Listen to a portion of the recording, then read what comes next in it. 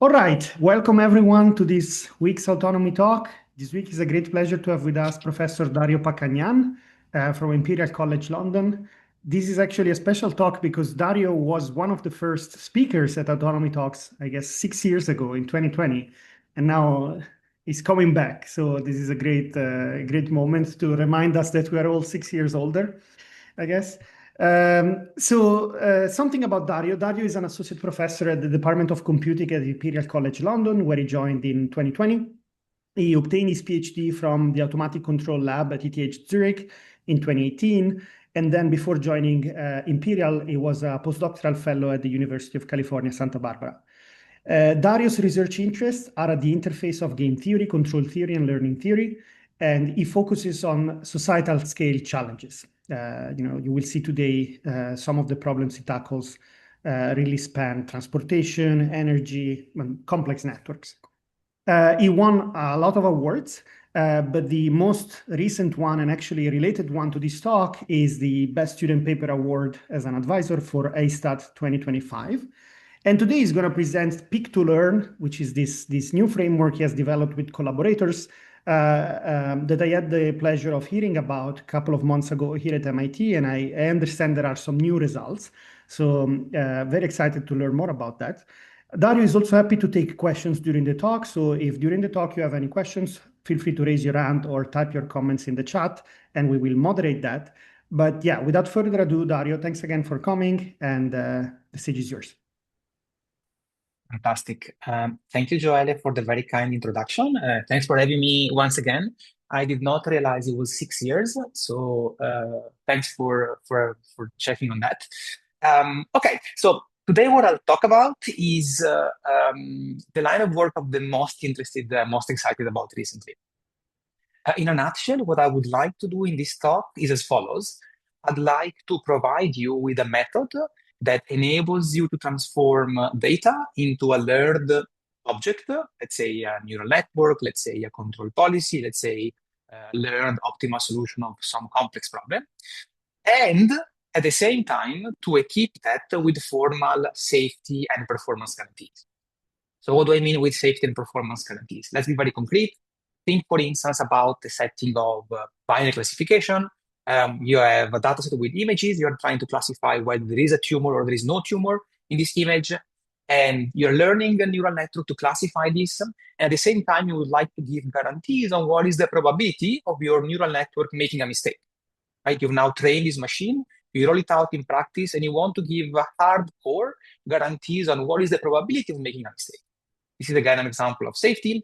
If we look at control, think about being in a data-driven control settings, wanting to learn a control policy, and wanting to give guarantees on the fact that your control, your system, remains within a safety region. Okay, so how can you give such guarantees? Meanwhile, you're trying to learn your controller or your neural network. And now this is, what I present today is a collection of different works, and this is together with the list of very strong collaborators. So Daniel is a student of myself, which you see here, as well as Marco and Simone, who are two very strong long-term collaborators from Brescia and Politecnico di Milano.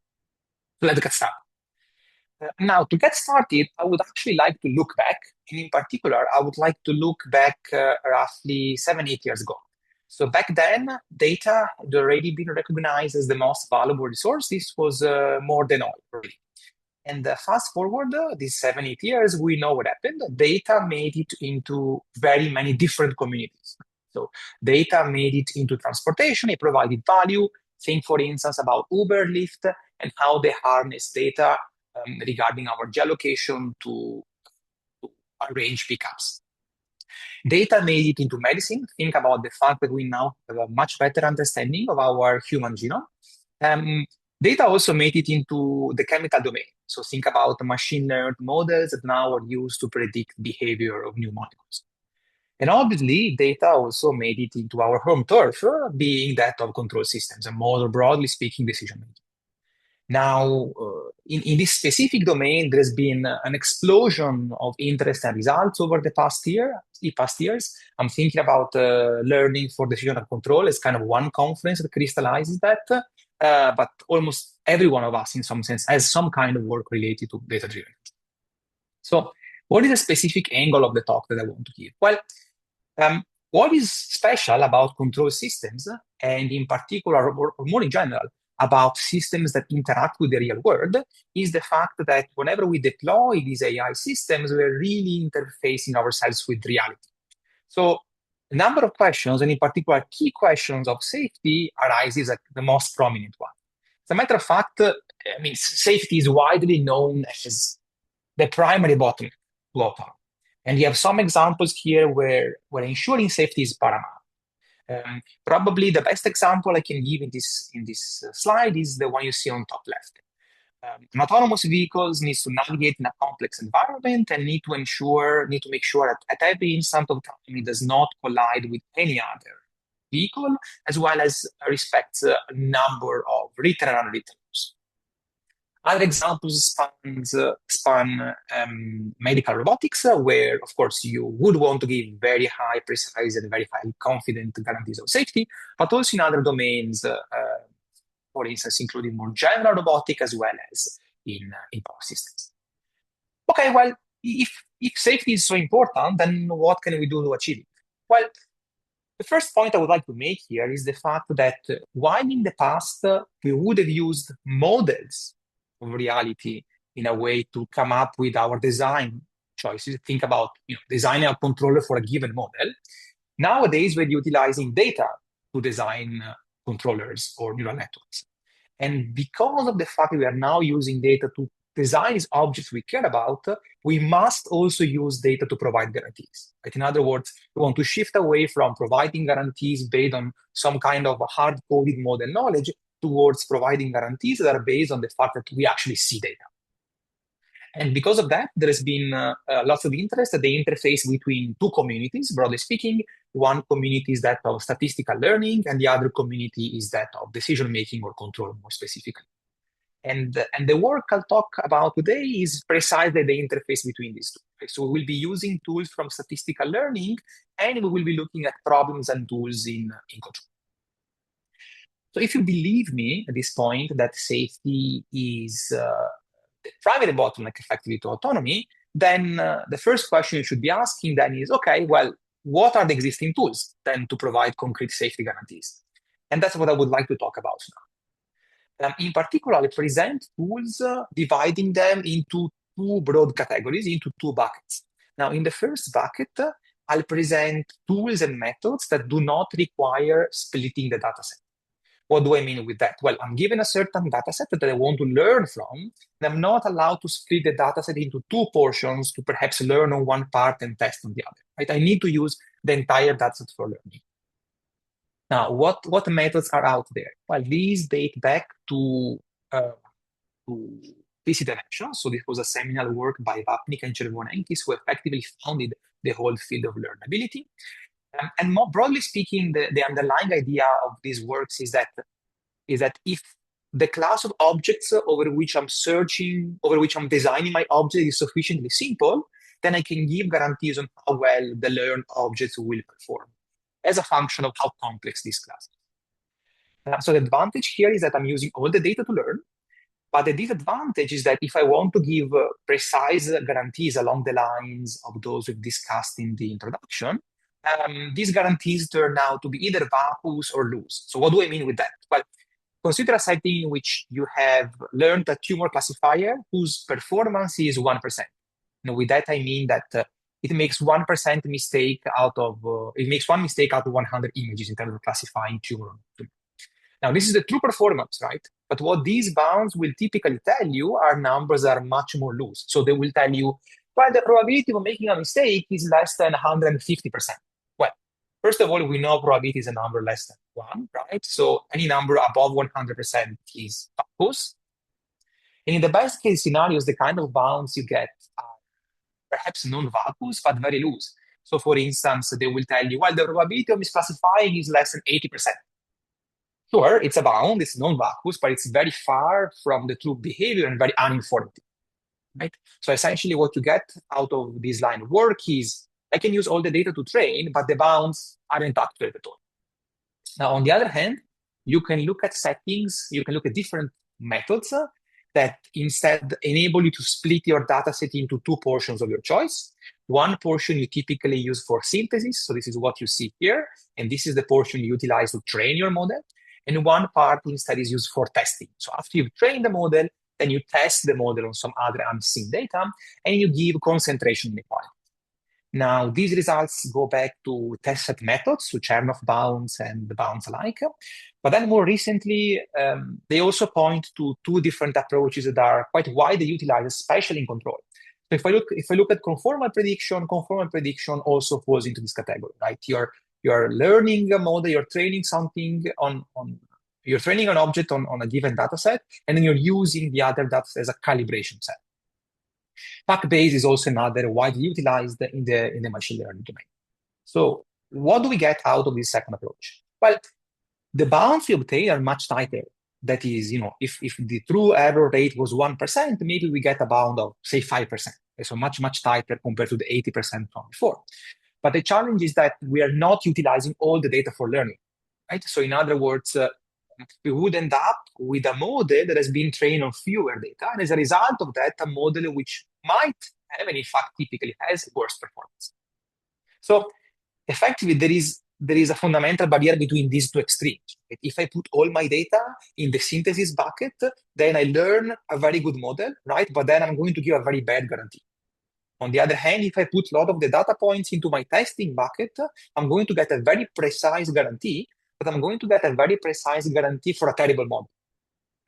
And there seems to be this kind of fundamental trade-off, either good performance, but with a bad guarantee, or good guarantee, but very bad performance. So the question I want to ask with this approach is the following. Can we actually break this barrier? And I hope to answer the question in the positive, and I hope to convince you that we can do this by means of Pick-to-Learn, which I will introduce in a second. So I'll stop here to see if there are... Question? Oh, sorry. I have a quick question. Sure. Well, you're going to say what? Sorry. So I was going to say, I'm going to stop here for a second just to see if there are questions. If not, then the rest of the plan is to first introduce what is this idea of Pick-to-Learn. So I'll present one algorithm. I'll present only one theoretical result. And then I'll talk about why what I claim to be true is true. This would be under the hood. And then I would like to spend quite some time in showcasing how the general framework I've introduced can be leveraged in many different settings. So classification in ML, reachability in control, optimal control in control, safe control. And for each and every one, I compare with the state of the art, and I showcase how for each and every one we can actually improve upon the current state of the art for the specific task. So I'll stop here and see if there are questions. Thank you. I have a question, and sorry for the interruption earlier. My question is to sort of help clarify. Are you looking at, I think, synthetic data that is being used to train LLMs, and you're looking at how do you prevent the splitting from synthetic data to actual data? Or are you trying to essentially improve the quality of synthetic data? So just help me clarify between those two categories of what are you splitting the data? Is it synthetic data that is being used to train inferences? Okay. Or yeah, thank you. Thank you. Yes. Yeah. So there is no notion of synthetic data in what I will talk about, right? So essentially, the setting I have in mind would be a setting where I'm given a certain data set that comes from observations, from having acquired data from the web or from any other place, right? I'm not going to consider anything synthetic at any point in time. You might as well consider that this data set in the first place is synthetic, but I'm not going to go there, right? And essentially, the question I want to ask is, given this data set, how can I learn and train a model and at the same time give safety guarantees? What was the last word? Sorry. What was the last word? So I said, I want to, starting from data, I want to turn data into decisions, whether these are learned neural network or control policies, and I want to give guarantees of safety and performance. Okay, so let's jump into it, right? So the first thing I would like to do is to present what setting I'm considering. And the setting I consider will require only 3 ingredients, and hopefully this will also clarify, Derek, the setting. And I argue that these 3 ingredients are fundamental, and we cannot dispense of them. I mean, not just we, but no one can. So the first element I need is a data set. And in particular, I will be thinking as a data set as a collection of points, and that come from some very generic set. This can be any set of any structure that you like. The only assumption I'm going to take throughout the entire presentation is the fact that this data is IID from some underlying distribution. So I don't know the distribution, but I assume this data comes IID from a given distribution. For instance, I might have access to past noise trajectories that I've seen. Right? I take these trajectories and put them into a dataset. Now, the second object I need is a synthesis algorithm. So what is a synthesis algorithm? It is just a way to map data into decision. Right? I now have data. Out of data, I need to learn something. So whatever technique, method, approach you have to learn from data, call it L. This is just a map from data into your decisions. And whenever I say decision, think about either neural network or think about control policy, depending on what is your home turf. The third item I need is a property of interest. So I said, I want to learn something, and that is being taken care of by the dataset and by the learning algorithm. But then I also want to certify something. And to certify something, I need to know what you want to certify, right? So you need to come to me, and you need to give me a property of interest. Now, this property of interest will depend on your actual object you have learned, as well as a new realization of the uncertainty. So for instance, in the case of binary classification in neural network, you would have trained your neural network, H, a new image comes, and you want to certify whether your prediction is correct or not. Right? So you will label this as 1 if H correctly classifies your input, and 0x. And the crucial quantity here that we want to bound is precisely, we want to give guarantees on this property of interest. So for instance, in these control settings here, I have a bunch of past trajectories. I'm trying to construct a control law represented here by this heat map, where I would like to get this final destination, meanwhile avoiding these bad regions. Okay? And in this case, there is some realization of the noise that gets realized, and I'm lucky. In this case, the trajectory reaches the destination while avoiding the bad region. So in this case, I can evaluate phi to 1 if that was my property of interest. For a different trajectory, had this hidden the red region, I would evaluate it to 0. Right? So essentially, the kind of ingredients I'm putting up here are simple. There are 3. I need a data set, I need a way to turn data into decision, and I need a binary property that you care about. I don't want to know more about any of this. Your learning algorithm can be generic.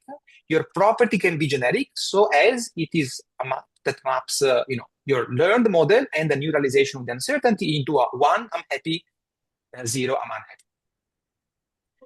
Now, if we have this, then what do we want to do? Well, now that we have this property that you want to certify, then what we care about is the probability of this property not being satisfied, right? So given a certain decision, given a fixed decision, I'm going to call the risk of this decision the probability of this property that I would like to be satisfied not to be satisfied. And so this is the quantity I want to bound, right? Now, an important observation here is the fact that because I'm designing the object, I'm designing the neural network based on data, this quantity here, the risk, once I compose it with the neural network I've designed, this quantity is now a random variable, right? Because it depends on the data set. So it does not make sense to say the risk is less than 1%, because that quantity is a random quantity. What makes sense to say is to say that the risk is less than some number, say epsilon, with a certain confidence 1 over 1 minus delta, right? So not just me, but everyone in this field comes up with meta statements that are of this form. We want to claim that with confidence 1 minus delta, with respect to the realization of the data set, the risk, so how much unhappy we are, is upper bounded by epsilon. And so the whole name of the game is that of finding epsilon delta. So a certificate is a pair epsilon delta. And of course, you would want epsilon to be as little as possible, because you want to certify your risk at a very low value, right? And also you want your confidence to be as high as possible. So you also want your delta to be as little as possible. Now, once we have this in place, I can now state the main result. So what is the main result? So the main result is a general framework, which we call pick-to-learn, that enables you to turn any given black box algorithm into an algorithm that inherits these risk certificates. Okay? So how does this method work? So I'll try to explain it with the whiteboard here. Let's see how well this works. So think about a setting in which I'm given two buckets. Okay, the first bucket I'm going to call D, and the second bucket I'm going to call T. Okay. Now imagine the setting where all the available data point I have, I put it in this bucket here. Okay. Now pick-to-learn works iteratively as follows. I start and I say, well, let's consider first 1 point from this dataset, and let's construct our hypothesis H by simply applying the learning algorithm on this single point here. Okay. I then obtain, a trivial design to begin with. Fine, bear with me. And what do I do with that? Well, then I ask the following question. Now that I have learned on this single data point, I look at all those other data points that are left. So I look at all these other data points that are left in here, those I've not used. Among these data points, some data point will verify the property I care about, and some point will not. If I'm very lucky, my very simple initial design satisfies the property I care about, say reach avoid, to say one, for all the points, right? Very unluckily, but possible. If not, then there will be some bad points. Let's say these are the bad points, so those that do not satisfy my property, and there will be some good boys. So the good points are these points that satisfy the property. So what do I do? Well, I simply select one of the bad points, say this point here, and I remove it from this dataset D, and I put it in the dataset T. Okay, so now T has 1 point, and this point has gone away from here. And what do I do? Well, I simply repeat, right? Now I have a data point in T, and I say, well, I now construct a new hypothesis based on learning based on this initial data point here, which I had moved here before, and the new point. So I now learned on the basis of these 2 points, and I construct a new hypothesis. And now I again ask the same question. There will be some good boys and some good guys and some bad guys in the dataset here on the left. The good guys are not going to care. About the bad guys, I'm going to take one of the bad guys and move it in the dataset T. And essentially, I'm going to enlarge this dataset T. And there are only 2 options. I either terminate when I've moved all the points from D to T. It's the kind of unlucky case, right? Or if I'm lucky, or good perhaps, I would have terminated some earlier point. Right? And so at that point, I simply stop the algorithm. And this is the whole mechanic going inside pick-to-learn. So this is written, more concretely here. I start from a data set. I start from some initial hypothesis, and from some empty set T, I ask if the current design works well for all the unused samples. If it works well, I terminate. If it doesn't work well, there would have to be a bad guy, and I choose amongst one of the bad guys, and I move it from my original set into the set that I call T, and I simply redesign, and then I go back. Right? So this helps me also explain the picture I had in the first slide, whereby there are 2 components of this method, right? There is a learner and there is a verifier. So what does the learner do? Well, the learner doesn't do anything else other than learn. The learner gets a bag of points and it just learns. Now it learns some model, some decision, and then it gives this decision back to the verifier. The verifier doesn't know anything else, just knows how to verify, right? So what the verifier does, it checks whether the current design works well for all the points. If it does, it terminates. If it doesn't, it comes up with a counter example, it gives it back to the learner, and the learner goes home and does the homework again. Okay? Now, at this point, I typically get asked a number of questions.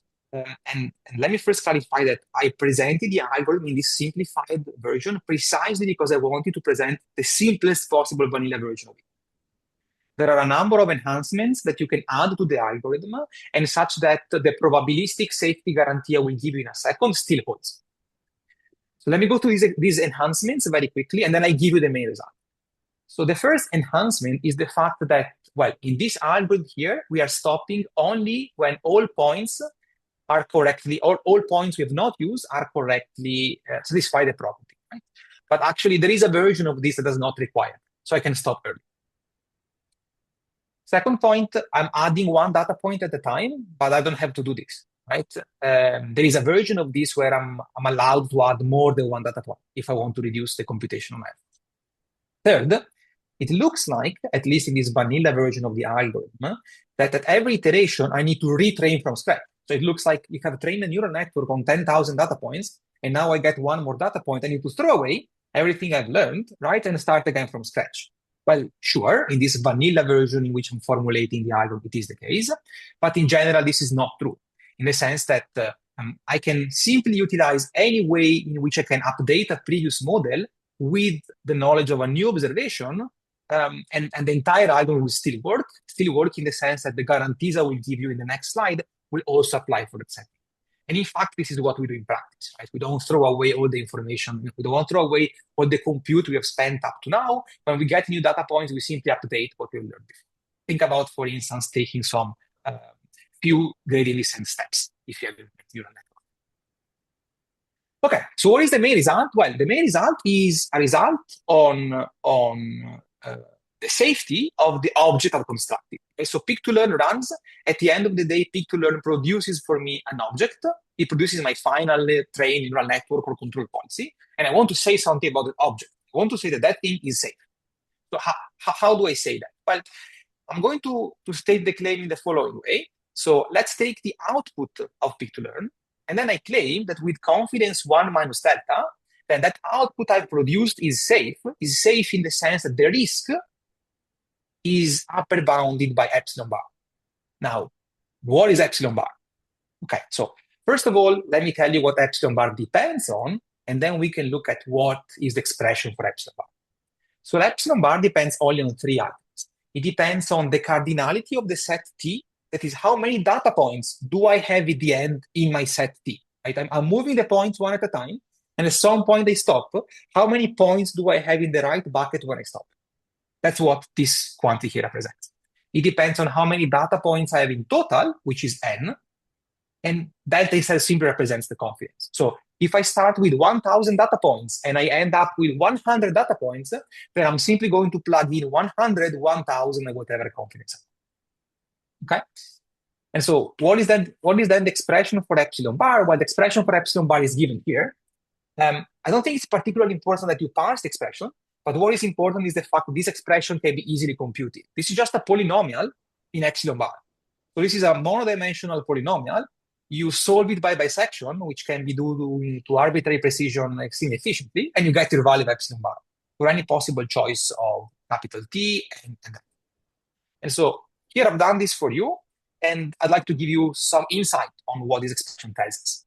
So I'm looking at a case where my original data set has 500 data points. And of course, the finite cardinality of the set T cannot be more than 500, right? I have max worst case scenario, I put all the points in T, so I'm going to have less than that.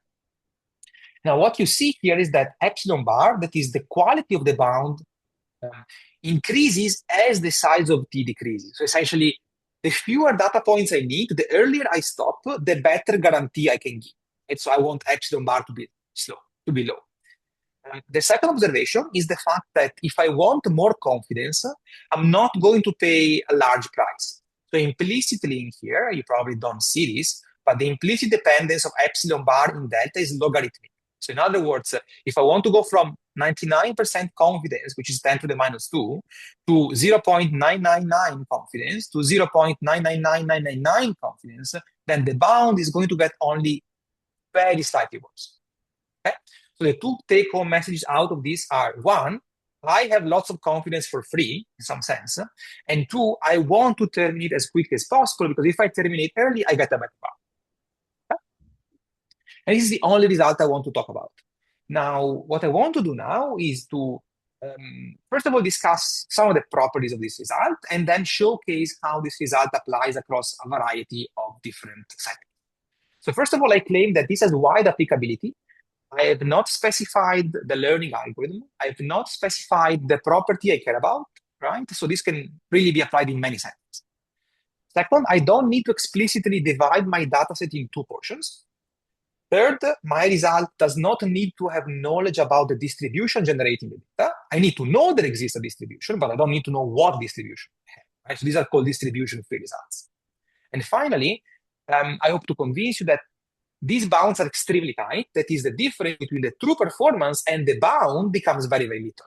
But the only way I have to do this is to showcase a number of applications where in fact this happens. So I'm going to spend a couple of minutes to talk about what happens under the hood. Why is the statement I'm making correct? Before moving on to these three different pillars where I showcase applications. So what is happening under the hood is something called preference compression. And I'll be, of course, informal here, right? If you're interested, I'm happy to point you to the papers. So what is compression for the sake of this talk? So compression is the ability to reconstruct the same decision using less amount of data. Okay? So let's run ourselves through a very simple example. Let's think at the case where the dataset we are given are points from R2. Okay, so I throw points in the plane. And let's assume that the learning algorithm just computes the convex hull of this point, right? The smallest possible convex set containing all the. Okay, so what happens? Well, let's imagine that I get these points here coming from some unknown distribution. I only see the point, and I construct the convex hull. Now, according to the definition I've given you, do you think that in this setting, the compression is a lot, the compression is little, there is no compression?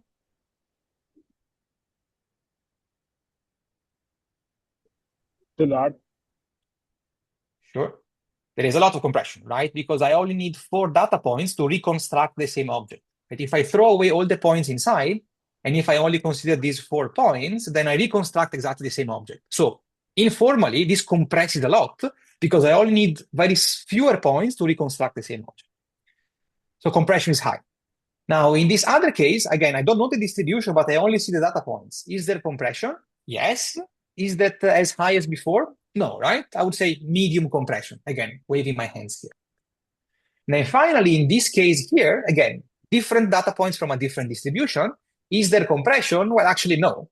Why? Well, because I need every data point to exactly reconstruct the final object, right? I cannot even dispense of a single data point. Now, fine, we kind of have an idea for what we mean for compression. And now a related question to that then becomes that of risk. Now, let us run the following example. You now go home, you now extract one more data point, either from distribution P1, or from distribution P2, or from distribution P3, and I ask you, which one do you think is more likely to fall outside the convex hull?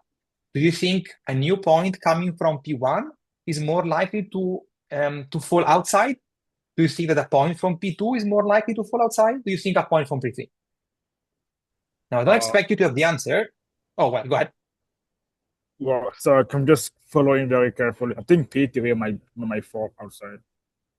Right. So what happens, thank you for the answer. What happens is that if you look at the risk and you measure the risk by the probability of falling outside, P3 will be the one for which the risk is the highest. In fact, P3 is constructed so that the probability of being outside is exactly 1.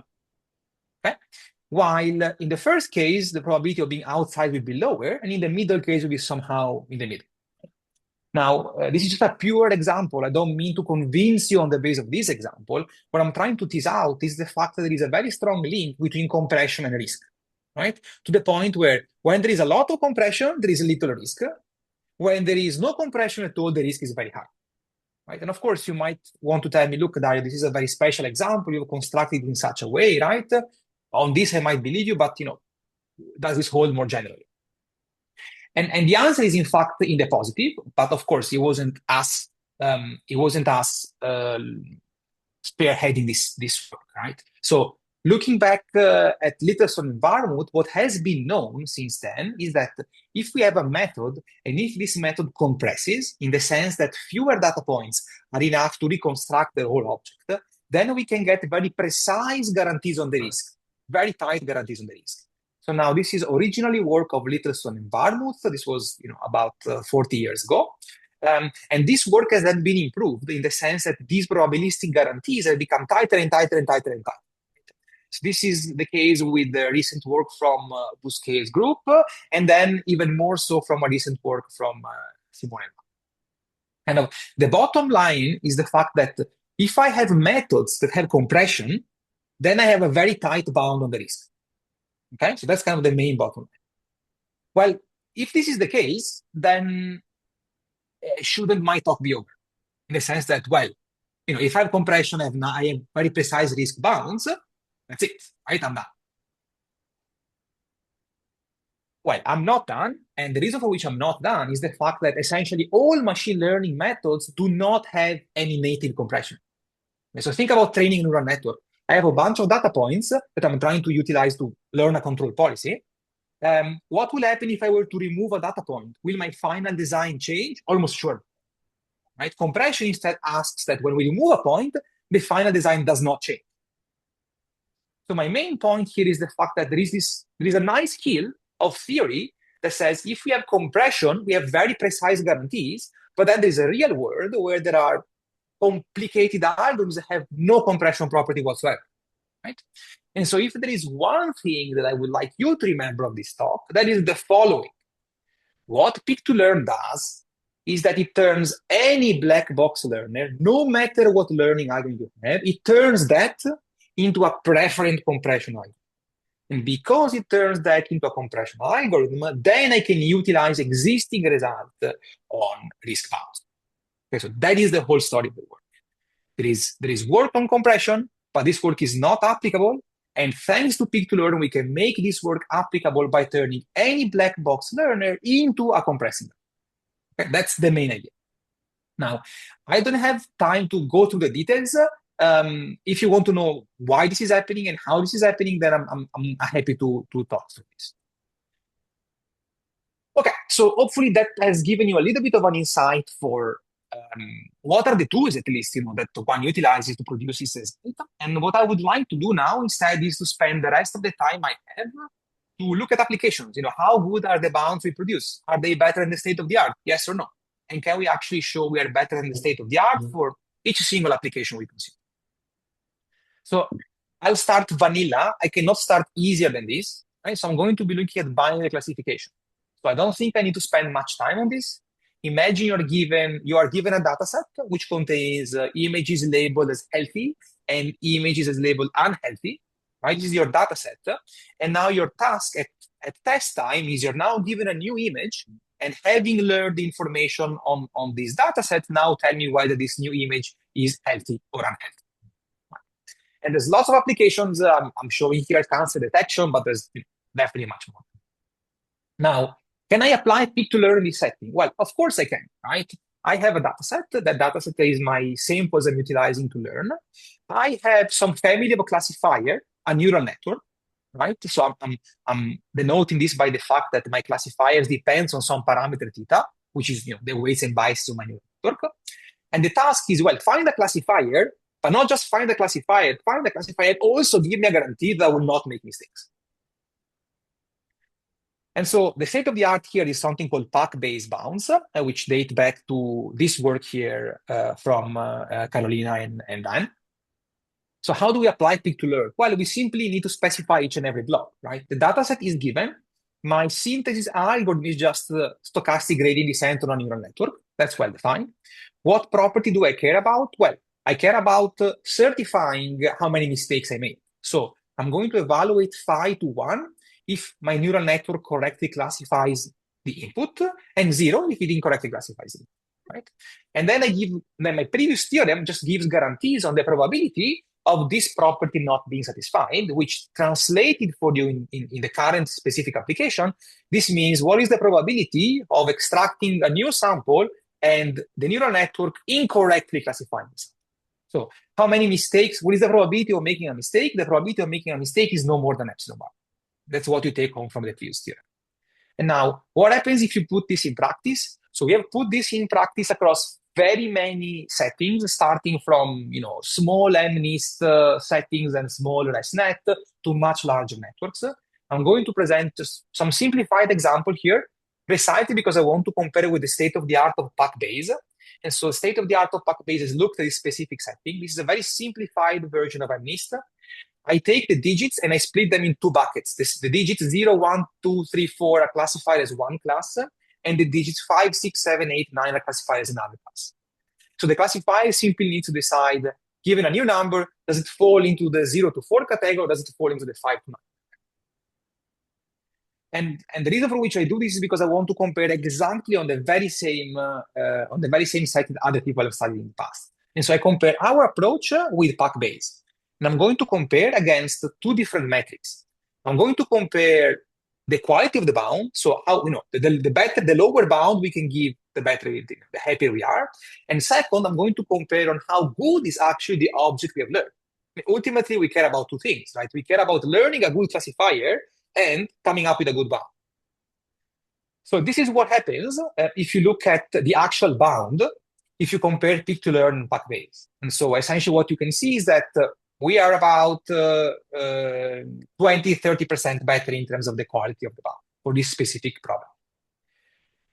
What I would like to highlight, though, is not the fact that the bound is better on itself, but the fact that the bound is better and the model we actually train is better.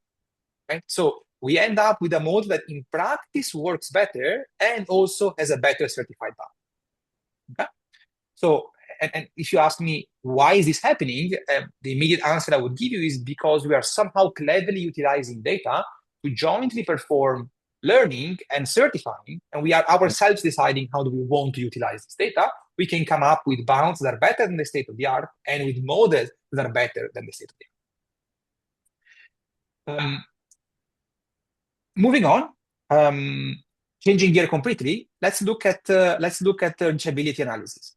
So what is reachability analysis? Now this is really control, right? And I'll present the vanilla version of reachability analysis. So I have some dynamical system. This dynamical system starts in some region, and then time evolves, right? And so the dynamical system can move around, and what I want to capture is where will the dynamical system live after some amount of time. And this is important for a number of reasons. Think about landing rockets, think about designing safe policies whereby you want to know what is the reachable set of other vehicles, and you want to make sure that you don't intersect with the reachable set of other vehicles. So I present the simplest possible vanilla version of this just because I would really like to convey sort of what are the advantages that we can get already in very simple settings. So I'm going to be thinking about the dynamical system as simply a flow. Right? So you can think about the flow as a solution of an ordinary differential equation. So this simply says, if I start from condition x0 at time t0, and some noise trajectory gets realized along the way, then I'm going to end up in position xt. And this is defined by phi. Phi is a given map. If you have in mind a differential equation or a difference equation, this is just what is called flow over this differential equation. So what do I want to do? Well, what I want to do is the following. Assume I'm given samples from this terminal state. So assume that I have seen where the system had been a number of other times in the past, right? Either because I've actually measured it in practice to an experiment or because I've run simulations. So I have a data set that contains the terminal state of the system in the past. Now I want to utilize this knowledge to come up with a reachable set. I want to construct a set in the state space, not just to construct a set, though I want to give guarantees. I want to say, well, this set here is such that with high probability, I will never leave it, okay, at this time. And obviously, what is important here is not just the tightness of the guarantee, but also the size of the set. Right? I can easily construct a very large set and give you a wonderful guarantee. I take the entire state space, Rn, and of course, I can tell you that with probability 1, my state will live in Rn. But that's not meaningful.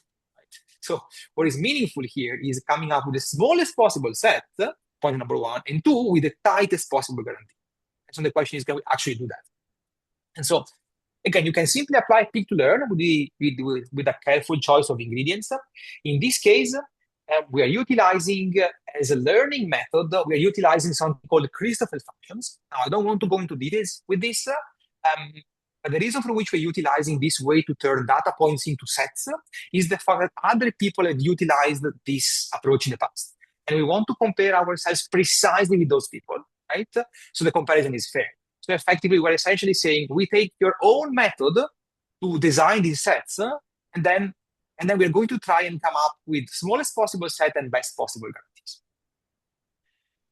So in this setting, what is the property that we care about? Well, the property is simply the fact that a new point lands in the set or a new point does not land in the set, at which we encode this property.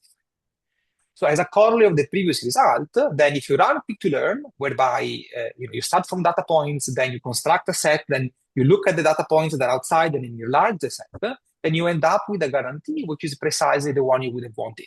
So this tells you what is the probability of running the dynamical system again, and this system actually ending up outside the set.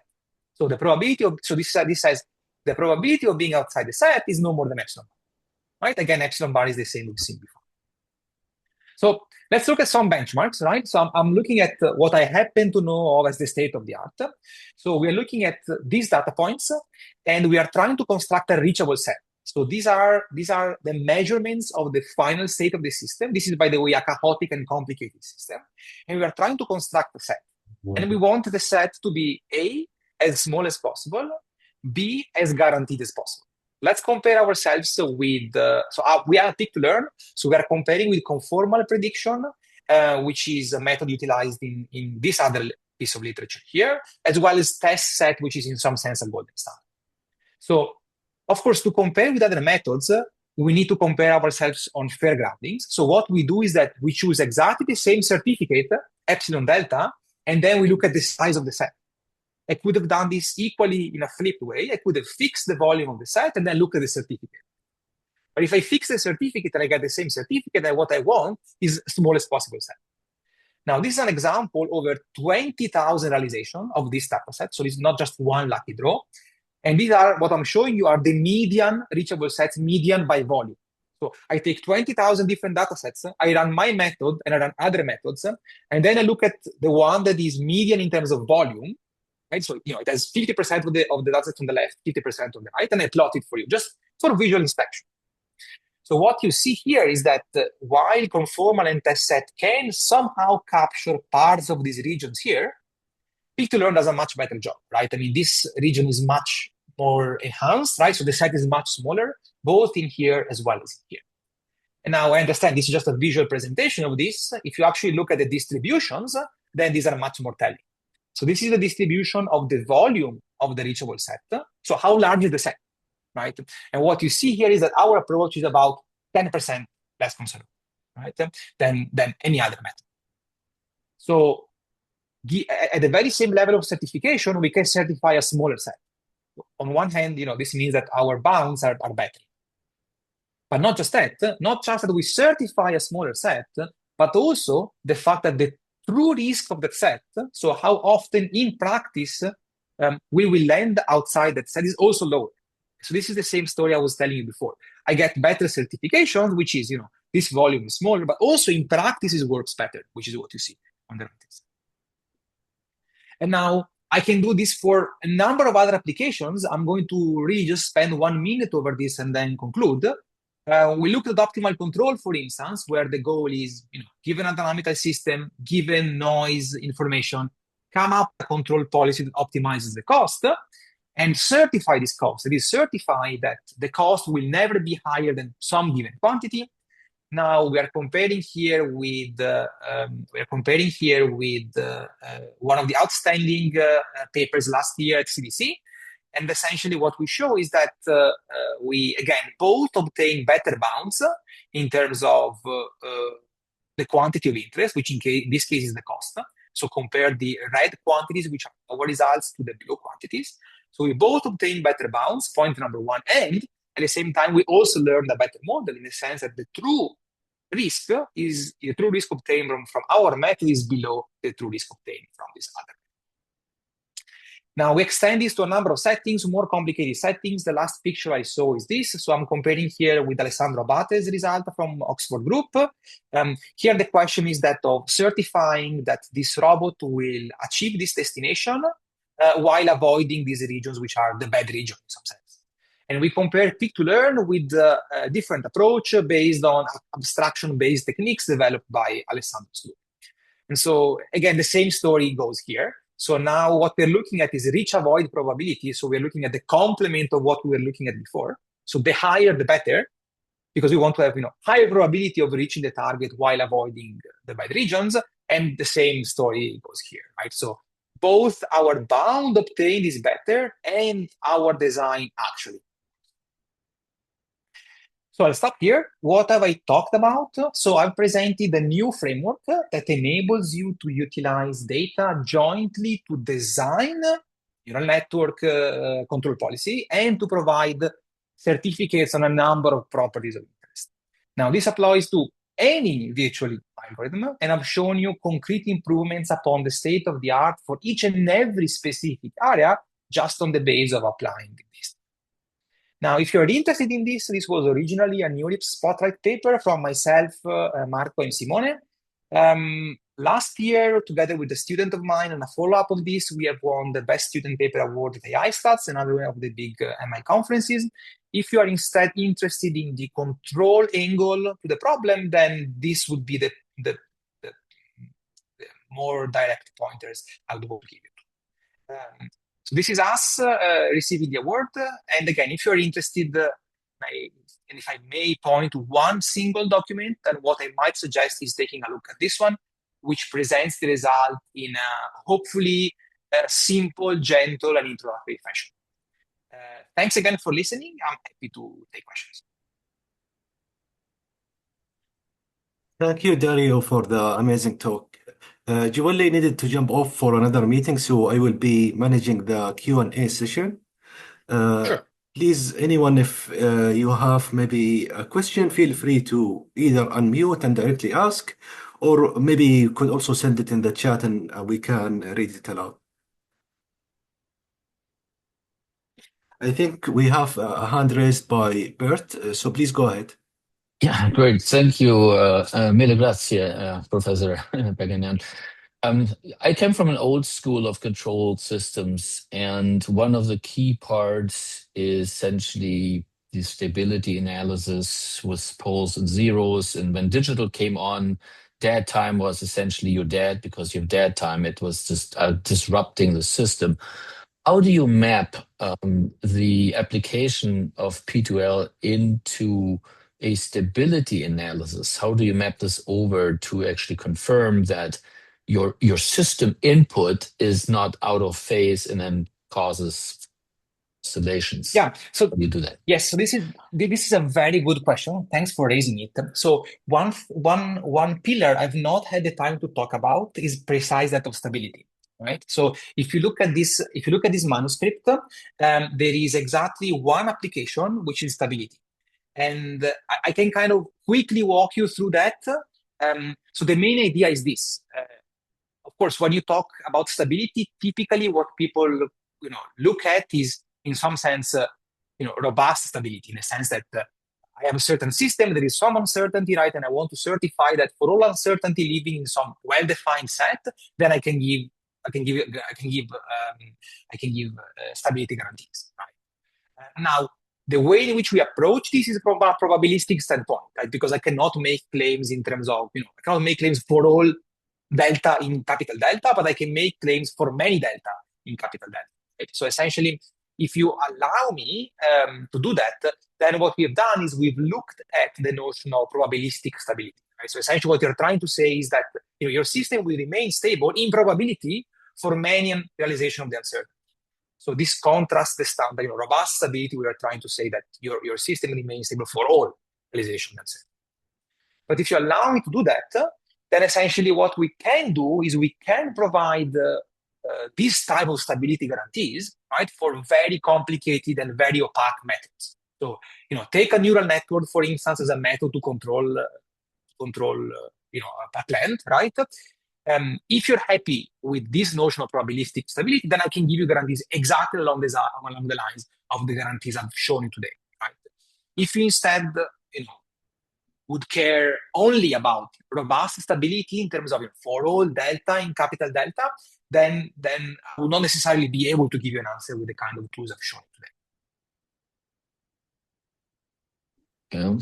Well, that actually begs a more practical question from the industry. Right. So I did actually work on software control for airbags, functional safety, ASIL 4D.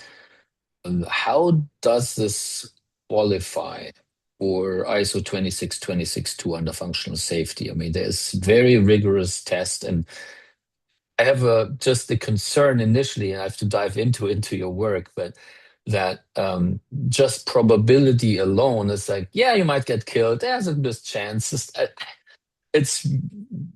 just looked at actually building a neuromorphic processor for power control, which is pretty sensitive. And it's came out that by research for now what platform to use on, that you don't want to use neuromorphic control and spike neural networks, as powerful they are, for deterministic applications where you absolutely have to be safe. I mean, if we're going to build a nuclear power plant, just hand waving it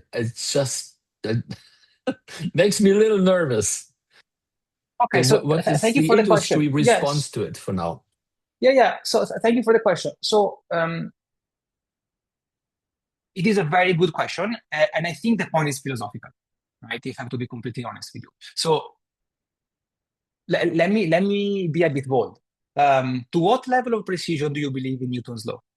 10 to the minus 6, 10 to the minus 8? How much trust do you put in Newton's law? And that is somehow, how much robust do you want to be? Right? Now, with this, I don't mean to kind of take my point to the extreme. And I fully agree that there are certain settings, many settings, right, perhaps in which the guarantee for all delta in capital Delta is what you want, right? And I'm fine with that, right? The point I'm trying to make is that, in my opinion, it is a little myopic to think that that this is the only tool and the only way to give guarantees. I mean, look at autonomous vehicles, right? Will we ever be able to give guarantees for all delta in capital Delta? No, never, right? So then I guess my argument would then be, what will then be the second best tool? Well, then my argument would be, well, I would be happy to give guarantees in probability, and perhaps I would be happy if these guarantees were even robust to distributional shifts. Right? So not only I would be guaranteeing with the underlying probability, but maybe I would also be guaranteeing against probabilities nearby. Right? So I think your point is very fair and sensible. I also think that control has had this notion of robust stability very ingrained in themselves, and I'm not sure that this notion is applicable to all domains. There are certainly domains. I'm building a power plant, fine, that's okay, right? I'm not advocating for that, right? But I'm advocating for the fact that there's a number of applications, take autonomous driving, where I cannot just do that based on first principles, because I don't know how to do this, right? And not just me, no one does. And so in that case, then what tools do we have? Well, I would argue that the tools I presented today are one very good approach to try and give a sensible answer. By no means say that is the ultimate answer. Point well taken. Thank you. I think it really comes down to the business and to see what economic hurdle do you have to jump to get like the traditional 5 nines of telecom, or what data centers look in, right? So what is the probability, or airplane crashes, right? There's a very small, but there's a residual probability of a failure. And so what is the Absolutely. economic hurdle that we can map this into? But yeah, I'd love to follow your work there. Thank you so much for introducing me to that. Thank you. I do have one question. I was really trying to piggyback off Bert's question, but my question is a little bit going towards which other applicable domains you really focus on transportation and autonomous, right? But I'm trying to look at measurement, instrumentation measurement. I know this is focusing on safety. So I'm trying to look at expanding that domain scope in terms of, you look at planetary analysis data. I want to really learn from your comments, or to my question, how does your work apply to essentially planetary measurement, or atmospheric data measurements? You look at weather analysis. I know most of that is based off accuracy, but do you think this is applicable? So thanks for the question. I'm not sure I fully understand what setup you have in mind, and therefore I don't think I can give you a precise answer. Maybe if you can articulate a little bit more in terms of what is the setting that you have in mind, what is the kind of safety property you're trying to certify, and why? Maybe can then try to provide a more concrete answer. No, you look at observational systems, planetary observational systems, but I'm trying to move it towards the space domain, right? So I think my challenge is to look at the safety metrics that are essentially applicable, but I'm not quite sure how your work is applicable in that domain myself as of now. So that's why the articulation is not that clear. No, okay, so let me try to say something, and I'm not sure I will answer the question, but let me try anyway. So essentially, the way in which I see this line of work is the following. We now have a new toolbox that allows us to use the data jointly to learn and certify.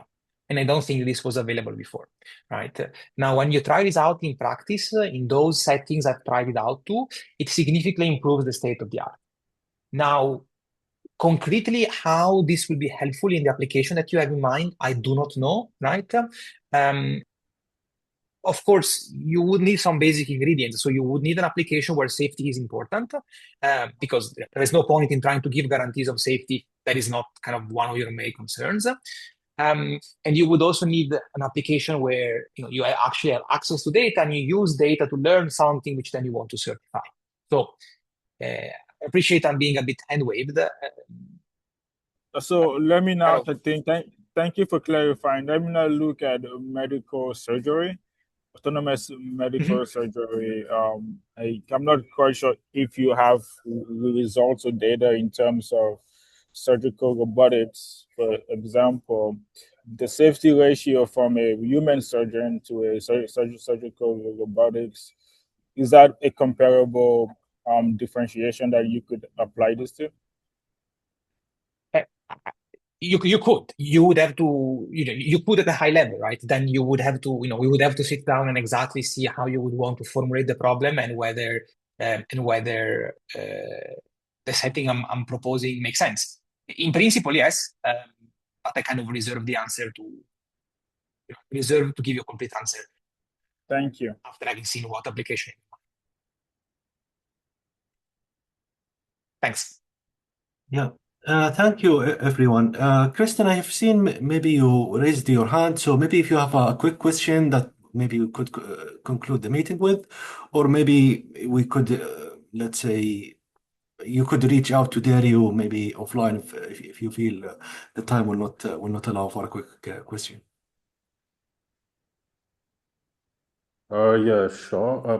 Probably I had several questions, but I saw the time. That's why I had lowered my hands. But maybe a quick one. I noticed that based on the presentation, the performance of the P2L is highly sensitive to the kind of quantifier of degree of dissatisfaction, right? So I'm thinking about like a kind of complex property, like I would say a temporal logic specification. So my question basically, in short, is how does one systematically design like a good dissatisfaction metric? Is there like a kind of gaming the system by choosing a metric that leads to like a small t, but a worse policy? Yes, thank you very much for the question. This is a good question. So I have skipped over this a little bit, right? But in a way, the point is well taken. Let me just go back to one specific part on the presentation. So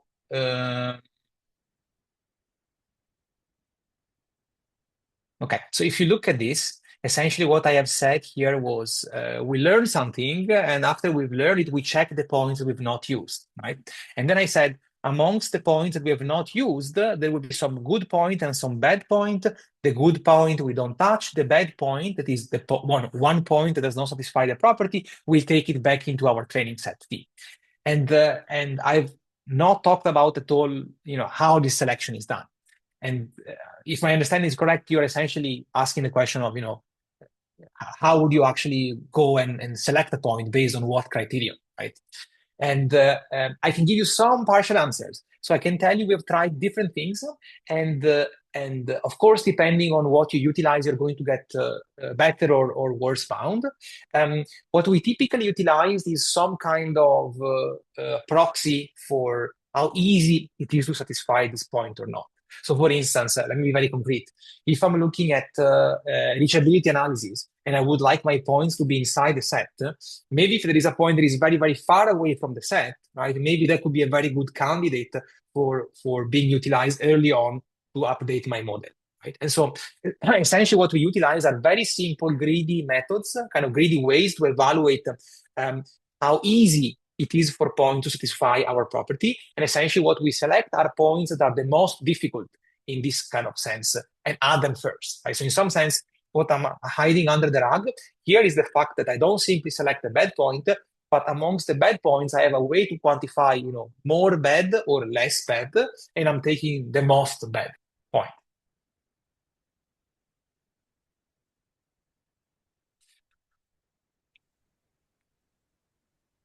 Thanks, Christian. Yeah, thank you, everyone. For the sake of time, I think maybe we will conclude the meeting now.